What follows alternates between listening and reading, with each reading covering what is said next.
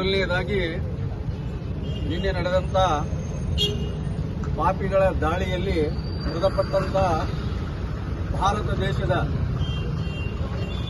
ಎಲ್ಲ ನಾಗರಿಕರ ಆತ್ಮಕ್ಕೆ ಶಾಂತಿಯನ್ನು ಕೋರುತ್ತಾ, ಅದೇ ರೀತಿ ಆ ದಾಳಿಯಲ್ಲಿ ಗಾಯಗೊಂಡಿರುವಂತಕ್ಕಂಥ ಎಲ್ಲ ಗಾಯಾಳುಗಳು ಶೀಘ್ರವೇ ಚೇತರಿಸಿಕೊಳ್ಳಿ ಹಾಗೂ ಅವರ ಮನೆಯವರಿಗೆ ದುಃಖವನ್ನು ಭರಿಸುವಂತ ಶಕ್ತಿ ಆ ಅಲ್ಲಾಹನವರಿಗೆ ನೀಡಲಿ. ಮಾನ್ಯರೇ, ನಿನ್ನೆ ನಡೆದಿರತಕ್ಕಂಥ ದಾಳಿ ಅದು ಕೇವಲ ಮನುಷ್ಯನ ಮೇಲೆ ದಾಳಿಯಲ್ಲ, ಅದು ಮನುಷ್ಯತ್ವದ ಮೇಲೆ ದಾಳಿಯಾಗಿದೆ.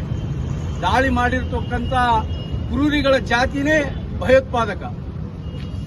ಅವರ ಹೆಸರು ಮುಸ್ಲಿಮರದ ಹೆಸರಿರ್ಬೋದು, ಆದರೆ ಈ ಜಗತ್ತಿನಲ್ಲಿರುವಂತಹ ಮುಸ್ಲಿಮರಾಗಿರ್ಬೋದು, ಈ ದೇಶದಲ್ಲಿರುವಂತಹ ಮುಸ್ಲಿಮರಾಗಿರ್ಬೋದು, ಒಂದು ಇರುವೆಯನ್ನು ಕೂಡ ಸಾಯ ಹೊಡಿಲಿಕ್ಕೆ ಕುರಾನಿನಲ್ಲಿ ಅವಕಾಶ ಇಲ್ಲ. ಪ್ರತಿಯೊಬ್ಬ ಮುಸ್ಲಿಮನು ಒಂದು ಇರುವೆ ಕೂಡ ಸಾಯ ಹೊಡಿಲಿಕ್ಕೆ ಆಗೋದಿಲ್ಲ.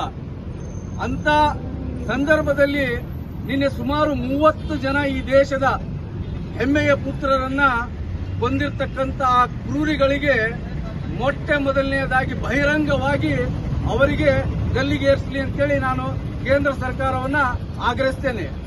ತದನಂತರ ಈ ಕೊಲೆಯಲ್ಲಿ ಕೂಡ ಏನಿದೆ, ನೋವಿನಲ್ಲಿ ಕೂಡ ಕೆಲವು ಡೋಂಗಿ ಧರ್ಮ ರಕ್ಷಕರು ಧರ್ಮವನ್ನ ಹುಡುಕಿ ಅವರ ಕೆಲಸನೇ ಅದು. ಇದರಲ್ಲಿ ಕೂಡ ಧರ್ಮ ಹುಡುಕೋದು. ಯಾವುದೇ ಧರ್ಮ ಕೂಡ ಅನ್ಯಾಯ ಮಾಡಿ ಅಥವಾ ಜನರನ್ನ ಕೊಲ್ಲಿ ಅಂತ ಯಾವ ಧರ್ಮ ಕೂಡ ಹೇಳಿಲ್ಲ.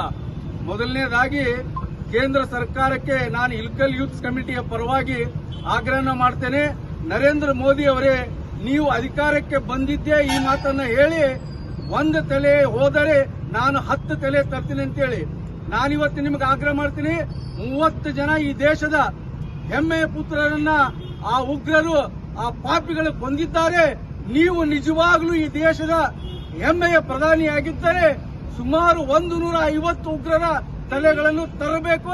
ಇಲ್ಲದೇ ಇದ್ರೆ ಅಧಿಕಾರದಿಂದ ನೀವು ಕೆಳಗಿಳಿಬೇಕು.